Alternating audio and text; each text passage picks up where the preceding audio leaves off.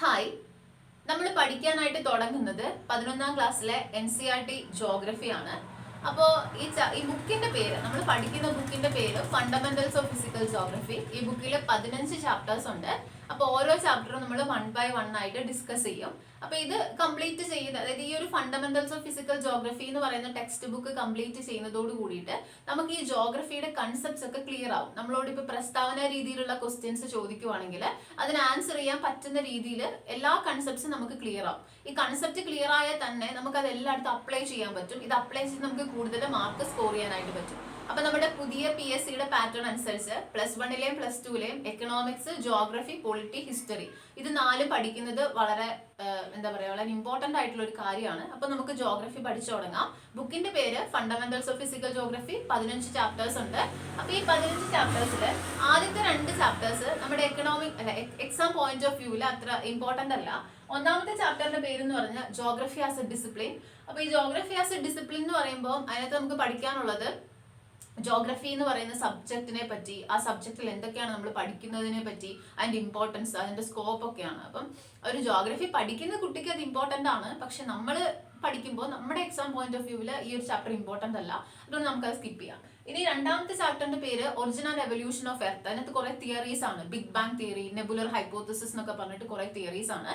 അത് exam point of വ്യൂവിൽ വലിയ കാര്യമില്ല, എന്നാലും നമുക്കത് ഡിസ്കസ് ചെയ്യാം. അത് നമുക്ക് ഏറ്റവും ലാസ്റ്റ്, അതായത് ഈ ജോഗ്രഫിയുടെ 15 ചാപ്റ്റേഴ്സ് കംപ്ലീറ്റ് ചെയ്തതിന് ശേഷം നമുക്ക് ലാസ്റ്റ് ഡിസ്കസ് ചെയ്യാം origin and evolution of earth, രണ്ടാമത്തെ ചാപ്റ്റർ.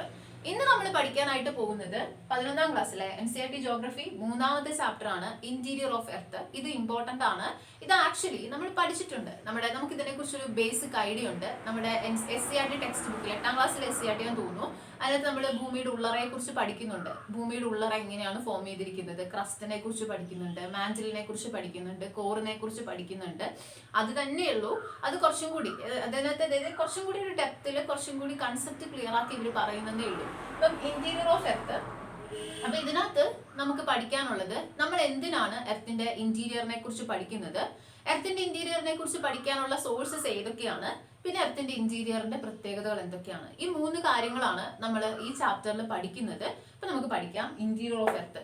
ആദ്യം തന്നെ നമ്മൾ പഠിക്കാനായിട്ട് പോകുന്നത് എന്തിനാണ് നമ്മൾ എർത്തിന്റെ ഇന്റീരിയറിനെ കുറിച്ച് പഠിക്കുന്നത്. വൈ നമ്മൾ എന്തിനായിരിക്കും ഭൂമിയുടെ ഉള്ളറയെ കുറിച്ച് പഠിക്കുന്നത്? ഒന്നാമത്തെ കാര്യം എന്ന് വെച്ചാല് ഈ ഭൂമിയിൽ ഉണ്ടാവുന്ന ഭൂമി ഉലുക്കം, സുനാമി, വോൾക്കാനിക് ഇറപ്ഷൻസ് ഇതൊക്കെ വരുന്നത് ഭൂമിയുടെ ഉള്ളിൽ നിന്നാണ്. ഉള്ളിലുള്ള ഫോഴ്സസ് ആണ് ഇതൊക്കെ ഉണ്ടാക്കുന്നത്. അപ്പൊ നമ്മൾ ഈ ഭൂമിയുടെ ഉള്ളറയുടെ ഘടന പഠിക്കുമ്പോൾ ഈ ഫോഴ്സസിനെ കുറിച്ച് നമ്മൾ പഠിക്കും. അപ്പൊ ഈ ഫോഴ്സസിനെ കുറിച്ച് പഠിക്കുന്നത് വഴിയായിട്ട് നമുക്ക് ഈ സുനാമി ഉണ്ടാവുമ്പോഴും അതുപോലെ തന്നെ വോൾക്കാനിക് ഇറപ്ഷൻ ഉണ്ടാവുമ്പോഴും ഭൂമി കുലുക്കമൊക്കെ ഉണ്ടാവുമ്പോൾ അതിനനുസരിച്ച് പ്രവർത്തിക്കാനായിട്ടുള്ള, അതിനനുസരിച്ച് പ്രിക്കോഷൻ എടുക്കാനായിട്ടുള്ള ഒരു അറിവാണ് ഉണ്ടാവുന്നത്. ഓക്കെ, ഒന്നാമത്തെ കാര്യം അത്. രണ്ടാമത്തെ കാര്യം എന്ന് പറഞ്ഞാൽ ഭൂമിയിലെ ഭൂരൂപങ്ങൾ നമ്മളെ ഒരുപാട് ഇൻഫ്ലുവൻസ് ചെയ്യുന്നുണ്ട്, അല്ലെങ്കിൽ നമ്മുടെ ഫിസിയോഗ്രഫിക് കണ്ടീഷൻസ് നമ്മളെ ഒരുപാട് ഇൻഫ്ലുവൻസ് ചെയ്യുന്നുണ്ട്. അതിപ്പോ എക്സാമ്പിൾ പറഞ്ഞാൽ നമ്മുടെ ഇന്ത്യയുടെ ഫിസിയോഗ്രഫി എന്ന് പറഞ്ഞാൽ നമുക്കറിയാം, നമ്മൾ 6 ഡിവൈഡ് ചെയ്തിട്ടുണ്ട്. ഉത്തര പർവ്വത മേഖലയുണ്ട്, ഉത്തര മഹാസമുദ്രമുണ്ട്, കോസ്റ്റൽ പ്ലെയിൻസ് ഉണ്ട്, പ്ലേറ്റ്യൂസ് ഉണ്ട്. അങ്ങനെ നമ്മുടെ ഇന്ത്യയുടെ ഫിസിയോഗ്രഫിക് കണ്ടീഷനെ കുറിച്ച് നമുക്കറിയാം. അപ്പൊ ഈ ഫിസിയോഗ്രഫിക് കണ്ടീഷൻ അവിടെയുള്ള ജനങ്ങളുടെ ജീവിതത്തെ ഇൻഫ്ലുവൻസ് ചെയ്യുന്നുണ്ട്. അപ്പൊ നമ്മൾ പഠിച്ചിട്ടുണ്ട്, നമ്മുടെ ഇന്ത്യയിൽ ഏറ്റവും കൂടുതൽ ആൾക്കാർ തിങ്ങി പാർക്കുന്നത് ഉത്തര മഹാസമുദ്രത്തിലാണ്. എന്തുകൊണ്ടാണ് ഉത്തര മഹാസമുദ്രത്തിൽ ആൾക്കാർ തിങ്ങി പാർക്കുന്നത്? അവിടെ നല്ല ഫെർട്ടിലിറ്റി ഉണ്ട്, നല്ല സോയിലാണ്, പ്ലെയിൻ ഏരിയ ആണ്, അങ്ങനെയുള്ള ഇറിഗേഷൻ ഫെസിലിറ്റീസ് ഉണ്ട്. അപ്പൊ ഇതൊക്കെ കൊണ്ടാണ് നമ്മൾ ഉത്തര മഹാസമുദ്രത്തിൽ ആൾക്കാർ തിങ്ങി പാർക്കുന്നത്. അപ്പൊ ഈ ഫിസിയോഗ്രഫിക്കൽ ഫീച്ചേഴ്സ് നമ്മുടെ ജീവിതത്തെ ഇൻഫ്ലുവൻസ് ചെയ്യുന്നുണ്ട്. അപ്പൊ ഈ ഭൂമിയുടെ ഫിസിയോഗ്രഫി ഉണ്ടാവുന്നത് ഇൻഡോജനിക് ആൻഡ് എക്സോജനിക് ഫോഴ്സസിന്റെ ഫലമായിട്ടാണ്. അപ്പൊ എൻഡോജനിക് ഫോഴ്സസ് എന്ന് പറഞ്ഞാൽ ഭൂമിയുടെ ഉള്ളിൽ നിന്ന് വരുന്ന ഫോഴ്സസ്, എക്സോജനിക് ഫോഴ്സസ് എന്ന് പറഞ്ഞാൽ ഭൂമിയുടെ പുറമേയുള്ള ഫോഴ്സസ്. ഇതിനെ കുറിച്ച് നമ്മൾ പഠിച്ചിട്ടുണ്ട്, എക്സോജനിക് ഫോഴ്സസിനെ കുറിച്ച്. അതായത് നദികള്, മഴ, പിന്നെ മഞ്ഞ്, കാറ്റ്, ഇതൊക്കെ വഴി നമ്മൾ വെതറിങ് അങ്ങനെയുള്ള കാര്യങ്ങളൊക്കെ പഠിച്ചിട്ടില്ലേ? അതായത് വെള്ളപ്പൊക്കം ഉണ്ടാകുന്ന സമയത്ത് നദി കുറെ സംഭവം സെഡിമെന്റ്സ് കൊണ്ടുവന്ന് ഡിപ്പോസിറ്റ് ചെയ്ത് പിന്നെ ഈ വെള്ളപ്പൊക്കത്തിന്റെ പ്ലെയിൻസ് ക്രിയേറ്റ് ചെയ്യുന്നു, അവിടെ നല്ല ഫെർട്ടിലിറ്റി ഉണ്ടാവും എന്നൊക്കെ നമ്മൾ പഠിച്ചിട്ടുണ്ട്. അപ്പൊ ഇതിനെയാണ് നമ്മൾ എക്സോജനസ് ഫോഴ്സസ് എന്ന് പറയുന്നത്.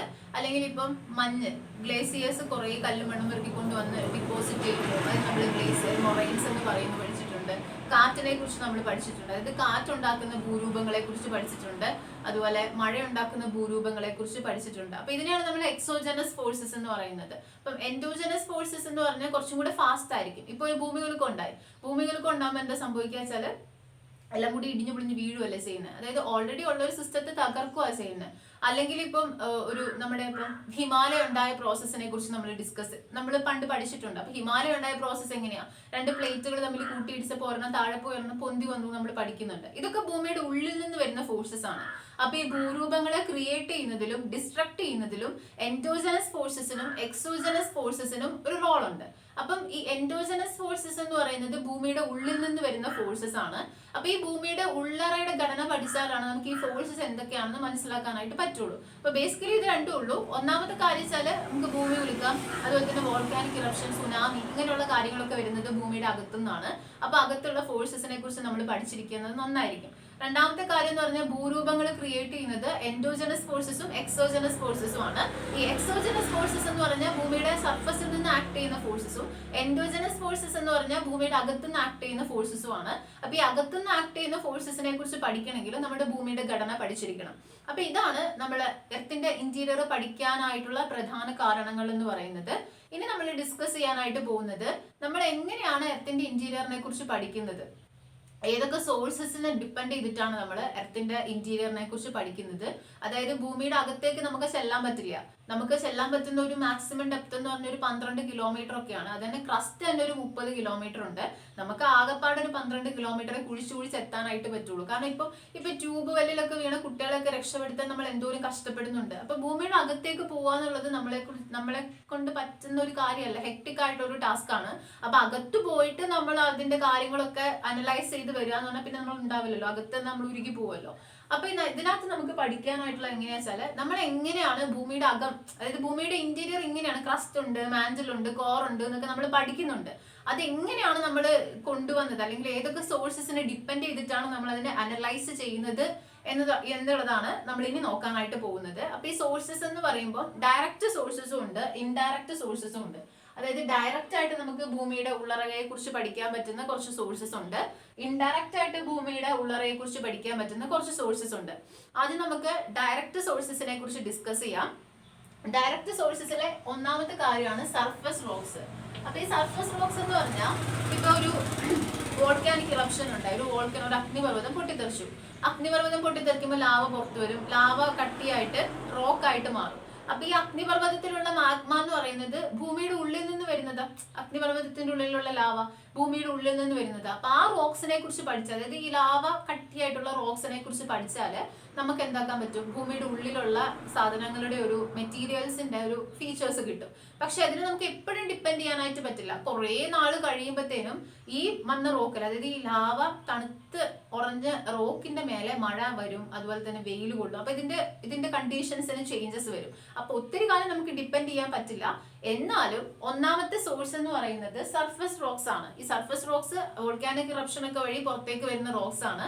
അപ്പൊ ഈ റോക്സ് അനലൈസ് ചെയ്യുന്നത് വഴിയായിട്ട് നമുക്ക് ഭൂമിയുടെ ഉള്ളിലുള്ള ഘടനയെ കുറിച്ചൊരു ഏകദേശ ധാരണ ഉണ്ടാക്കി എടുക്കാനായിട്ട് പറ്റും. ഇനി രണ്ടാമത്തെ കാര്യം എന്ന് പറഞ്ഞാൽ മൈൻസ്. ഇപ്പൊ നമ്മൾ ഗോൾഡ് മൈൻ ഒക്കെ ഇല്ലേ, മൈനിങ് ആക്ടിവിറ്റി ഒക്കെ ചെയ്യുന്ന സമയത്ത് ഒരു 3 കിലോമീറ്റർ 2 കിലോമീറ്റർ ഡെപ്തിലൊക്കെ നമ്മളിങ്ങനെ കുഴിച്ച് പോകും. അപ്പൊ ഇങ്ങനെ കുഴിച്ച് പോകുമ്പോൾ നമുക്ക് താഴേക്ക് പോകുമ്പോൾ അവിടെയുള്ള ടെമ്പറേച്ചറിന്റെ വ്യത്യാസം, അതുപോലെ തന്നെ പ്രഷറിന്റെ വ്യത്യാസം, അവിടെ നിന്ന് നമുക്ക് കുറച്ച് മെറ്റീരിയൽസ് ഒക്കെ കിട്ടുമല്ലോ. അപ്പൊ അതൊക്കെ നമുക്ക് അനലൈസ് ചെയ്യാനായിട്ട് പറ്റും. എന്നാലും നമുക്കൊരു 2-3 കിലോമീറ്റർ വരെ മാക്സിമം മനുഷ്യന് പോകാനായിട്ട് പറ്റത്തുള്ളൂ. പിന്നെ നമ്മുടെ സയന്റിസ്റ്റുകൾ ചെയ്യുന്ന കുറച്ച് പ്രൊജക്റ്റുകളുണ്ട്. Deep ocean drilling project, integrated ocean drilling project. അതായത് നമ്മുടെ കടലിന്റെ അടുത്തിട്ട് ഇങ്ങനെ കുഴിക്കുക. നമ്മളിപ്പോ കരയിൽ നിന്ന് കുഴിക്കുന്നതിനേക്കാളും കുറച്ചും കൂടി ഡെപ്തിൽ നമുക്ക് കടലിൽ നിന്നാണെങ്കിൽ കുറച്ചും കൂടി അടുത്തെത്താലോ. അങ്ങനെ deep ocean drilling project, integrated ocean drilling project എന്നൊക്കെ പറഞ്ഞ പരിപാടികളുണ്ട്. അപ്പൊ ഇതുവഴി നമുക്ക് അങ്ങനെയുള്ളൊരു, എന്നാലും കുഴിച്ചെത്തിയിട്ട് നമുക്ക് അടിയിലുള്ള കാര്യങ്ങളൊക്കെ അനലൈസ് ചെയ്യാൻ പറ്റും. എന്നാലും നമുക്ക് പോകാൻ പറ്റുന്ന ഒരു ലിമിറ്റ് ഉണ്ട്. അതായത് ആർട്ടിക് ഓഷനിലെ ഒരു ഡ്രില്ല് ചെയ്ത സ്ഥലം, അതായത് കോല എന്ന് പറയുന്ന സ്ഥലമുണ്ട്, ഒരു ഡീപ്പസ്റ്റ് എന്താ പറയാ നമ്മൾ കുഴിച്ചെത്തിയ ഒരു സ്ഥലമാണ്. 12 കിലോമീറ്റർ ആണ് അതിന്റെ ഡെപ്ത്. അതായത് 30 കിലോമീറ്റർ ആണ് എർത്തിന്റെ ക്രസ്റ്റിന്റെ ഒരു ഏരിയ എന്ന് പറയുന്നത്. നമ്മൾ എത്തിയത് 12 കിലോമീറ്റർ ആണ്, പകുതി പോലും എത്തിയിട്ടില്ല. എന്നാലും ഇത് ഒരു സോഴ്സ് ആണ്, നമുക്ക് താഴേക്ക് പോകുന്തോറുള്ള ഫീച്ചേഴ്സ് മനസ്സിലാക്കാനായിട്ട് പറ്റും. അപ്പൊ ഇതൊക്കെയാണ് നമ്മുടെ ഡയറക്റ്റ് സോഴ്സസ് എന്ന് പറയുന്നത്. അപ്പൊ മനസ്സിലായില്ല, ഡയറക്റ്റ് സോഴ്സസ് ലിമിറ്റഡ് ആണ്. സർഫസ് റോക്സിനെ കുറിച്ച് അനലൈസ് ചെയ്യാൻ പറ്റും. സർഫസ് റോക്സ് എടുത്തിട്ട് അതിനെ അനലൈസ് ചെയ്യുമ്പോൾ ഭൂമിയുടെ ഉള്ളറയെ കുറിച്ചുള്ള ഒരു ബേസിക് ഐഡിയ കിട്ടും. രണ്ടാമത്തേത് നമ്മുടെ മൈനിങ് ആക്ടിവിറ്റി, പിന്നെ നമ്മുടെ ഡീപ്പ് ഓഷൻ ഡ്രില്ലിംഗ് പ്രൊജക്ടുകൾ, അല്ലെങ്കിൽ പിന്നെ ഇന്റഗ്രേറ്റഡ് ഓഷൻ ഡ്രില്ലിംഗ് പ്രൊജക്ടുകളൊക്കെ പോലെയുള്ള പരിപാടികൾ വഴിയായിട്ട് നമുക്ക് ഭൂമിയുടെ ഉള്ളറയെ കുറിച്ചുള്ള കുറച്ച് ഐഡിയാസ് ഒക്കെ കിട്ടും. ഇനി രണ്ടാമത്തെ കാര്യം എന്ന് പറഞ്ഞാൽ ഇൻഡയറക്റ്റ് സോഴ്സസ് ആണ്. ഇൻഡയറക്റ്റ് സോഴ്സസ് എന്ന് പറയുമ്പോൾ ഇപ്പൊ നമ്മൾ മൈനിങ് ആക്ടിവിറ്റിയെ കുറിച്ച് ഡയറക്റ്റ് സോഴ്സസിൽ പറഞ്ഞു. അപ്പൊ ഈ മൈനിങ് നമ്മൾ നടത്തുന്ന സമയത്ത് നമുക്ക് മനസ്സിലാവും ഭൂമിയുടെ അകത്തേക്ക് പോകുന്തോറും പ്രഷർ കൂടുതലാണ്, ടെമ്പറേച്ചർ കൂടുതലാണ്, അതുപോലെ തന്നെ മെറ്റീരിയൽസിന്റെ ഡെൻസിറ്റി കൂടുതലാണ്. അപ്പൊ ഇത് നമുക്കൊരു എന്താ പറയാ ഒരു പ്രസ്താവന രീതിയിലുള്ള ക്വസ്റ്റ്യൻ വന്ന് നമുക്ക് ആൻസർ ചെയ്യാൻ പറ്റണം. അതായത് ഭൂമിയുടെ ഉള്ളിലേക്ക് പോകുന്തോറും പ്രഷർ ഇൻക്രീസ് ചെയ്യും, അതുപോലെ തന്നെ മെറ്റീരിയൽസിന്റെ ഡെൻസിറ്റി ഇൻക്രീസ് ചെയ്യും, ടെമ്പറേച്ചർ ഇൻക്രീസ് ചെയ്യും. അകത്തേക്ക് പോകുന്തോറും പ്രഷർ കൂടും, മെറ്റീരിയൽസിന്റെ ഡെൻസിറ്റി കൂടും, അതുപോലെ തന്നെ ടെമ്പറേച്ചറും ഇൻക്രീസ് ചെയ്യും. ഇത് നമുക്ക് മനസ്സിലായത് മൈനിങ് ആക്ടിവിറ്റി വഴിയാണ്. അതായത് നമ്മൾ കുഴിച്ച് പോകുന്തോറും പ്രഷർ കൂടുന്നുണ്ട്, ടെമ്പറേച്ചർ കൂടുന്നുണ്ട്, പിന്നെ മെറ്റീരിയൽസിന്റെ ഡെൻസിറ്റി കൂടുന്നുണ്ട്. ഈ മെറ്റീരിയൽസിന്റെ ഡെൻസിറ്റി കൂടുന്നതിനെ പറ്റി നമുക്ക് ഒരു ഇതുണ്ട്. അതായത് ഈ ഭൂമി ഫോം ചെയ്ത സമയത്ത് ഒരു സംഭവം പൊട്ടിത്തെറിച്ചാണ് ഭൂമി ഫോം ചെയ്തതെന്ന് നമ്മൾ പറയില്ലേ. അപ്പൊ ഇങ്ങനെ പൊട്ടിത്തെറി ഉണ്ടായപ്പോൾ അതിന് ഡെൻസിറ്റി കൂടിയ സാധനങ്ങളൊക്കെ ഏറ്റവും അടിയിലേക്കും ഡെൻസിറ്റി കൂടിയതൊക്കെ ഏറ്റവും മേലേക്കും ഇങ്ങനെ അടിഞ്ഞടിഞ്ഞ് വന്നു എന്നാ പറയുന്നത്. അപ്പോൾ ഭൂമിയുടെ ഉള്ളിലേക്ക് പോകും തോറും ഡെൻസിറ്റി കൂടും, ടെമ്പറേച്ചർ കൂടും, പ്രഷർ കൂടും. ഇത് നമുക്ക് മനസ്സിലായത് മൈനിങ് ആക്ടിവിറ്റി വഴിയാണ്. അടുത്തതെന്ന് പറഞ്ഞാൽ നമ്മുടെ ഉൽക്കകളില്ലേ, ഉൽക്കകൾ പതിക്കുമ്പോൾ ഈ ഉൽക്കകൾ ഉണ്ടാക്കിയിരിക്കുന്നത് ഭൂമിയുടെ ഉള്ളിലുള്ള അതേ വസ്തുക്കൾ കൊണ്ടാണ്. അപ്പം ഭൂമിയുടെ ഉള്ളിൽ നിന്നല്ല വരുന്നതെങ്കിലും നമ്മൾ ഈ ഉൽക്കകളെ കുറിച്ച് പഠിക്കുന്നത് വഴിയായിട്ട് നമുക്ക് ഭൂമിയുടെ ഉള്ളിലുള്ള കാര്യങ്ങളെ കുറിച്ച് മനസ്സിലാക്കാനായിട്ട് സാധിക്കും. അതൊരു ഇൻഡയറക്റ്റ് സോഴ്സ് ആണ്. അടുത്ത കാര്യം എന്ന് പറഞ്ഞാൽ ഗ്രാവിറ്റേഷൻ, മാഗ്നറ്റിക് ഫീൽഡ്, സെസ്മിക് ആക്ടിവിറ്റി. അപ്പം സ്പെസിമിക് ആക്ടിവിറ്റി എന്ന് പറഞ്ഞാൽ നമ്മുടെ ഭൂമി കുലുക്കമാണ് കേട്ടോ പറയുന്നത് സെസ്മിക് ആക്ടിവിറ്റി. അപ്പൊ ഗ്രാവിറ്റേഷൻ എന്ന് പറഞ്ഞാൽ ഈ ഗ്രാവിറ്റേഷൻ പോൾസിൽ ഭയങ്കര കൂടുതലും ഇക്വേറ്ററിന്റെ അവിടെ ഭയങ്കര കുറവുമാണ്.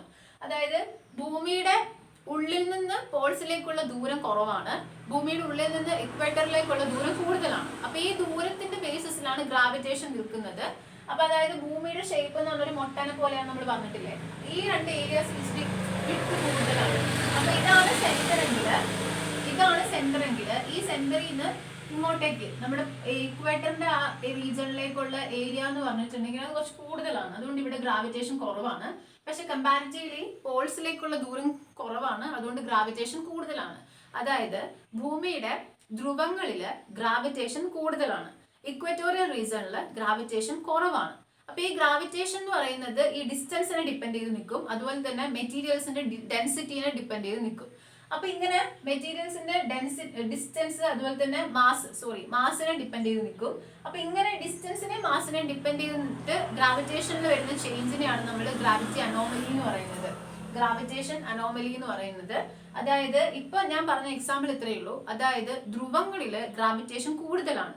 ധ്രുവങ്ങളിൽ ഗ്രാവിറ്റേഷൻ കൂടുതലാവാനായിട്ട് ഇത് നമുക്കൊരു പ്രസ്താവന രീതിയിലുള്ള ക്വസ്റ്റ്യൻ വന്നാൽ നമ്മൾ ആൻസർ ചെയ്യാൻ പറ്റിയിരിക്കണം. അതായത് ഭൂമിയുടെ പോൾസിൽ ഗ്രാവിറ്റേഷൻ കൂടുതലാവാനായിട്ടുള്ള റീസൺ എന്ന് പറഞ്ഞാൽ എർത്തിന്റെ സെന്ററിൽ നിന്ന് പോൾസിലേക്കുള്ള ദൂരം കുറവാണ്. ബിക്കോസ് ഓഫ് ഭൂമിയുടെ ഷേപ്പ് എന്ന് പറഞ്ഞാൽ ജിയോയിഡ് ഷേപ്പ് ആണ്, കറക്റ്റ് ഒരു സർക്കുലർ അല്ല. അത് ഈ സെന്ററിൽ വന്നിട്ട് ഇങ്ങനെ ബൾജ് ചെയ്താ നിൽക്കുന്നത്. അപ്പോൾ പോൾസിലേക്ക് എർത്തിന്റെ സെന്ററിൽ നിന്നുള്ള ദൂരം കുറവായതുകൊണ്ട് അവിടെ ഭയങ്കര ഗ്രാവിറ്റേഷൻ ആണ്. പക്ഷെ നമ്മുടെ ഇക്വറ്റോറിയൽ റീജിയണിൽ ഗ്രാവിറ്റേഷൻ കുറവാണ്. അതിനുള്ള റീസൺ എന്ന് പറഞ്ഞിട്ടുണ്ടെങ്കിൽ ഇക്വറ്റോറിയൽ റീജിയണിലേക്ക് സെന്ററിൽ നിന്നുള്ള ദൂരം ഭയങ്കര കൂടുതലാണ്.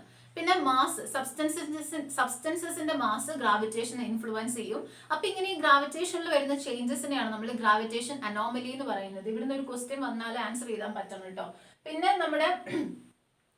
നമ്മുടെ എന്താ പറയാ മാഗ്നറ്റിക് ഫീൽഡ് പിന്നെ സെസ്മിക് ആക്ടിവിറ്റി. അപ്പൊ ഈ എർത്ത് കുറിച്ച് നമുക്ക് ഡീറ്റെയിൽ ആയിട്ട് ഡിസ്കസ് ചെയ്യണം. അപ്പൊ ഇത്രയേ ഉള്ളൂ നമ്മൾ ഇത്രയും നേരം പറഞ്ഞത്.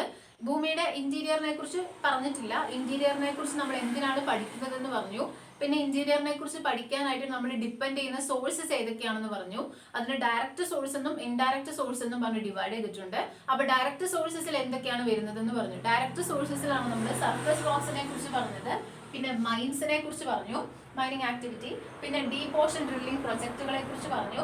പിന്നെ ഇൻഡയറക്റ്റ് സോഴ്സസിൽ നമ്മൾ മൈനിങ് ആക്ടിവിറ്റിയിലൂടെ നമ്മൾ കണ്ടെത്തിയ കാര്യങ്ങൾ, പ്രഷറിന്റെയും ടെമ്പറേച്ചറിന്റെയും മെറ്റീരിയൽസിന്റെ ഡെൻസിറ്റിന്റെയും കാര്യം പറഞ്ഞു. ഉൽക്കകളെ കുറിച്ച് പറഞ്ഞു, ഗ്രാവിറ്റേഷൻ, മാഗ്നറ്റിക് ഫീൽഡ്, സെസ്മിക് ആക്ടിവിറ്റി.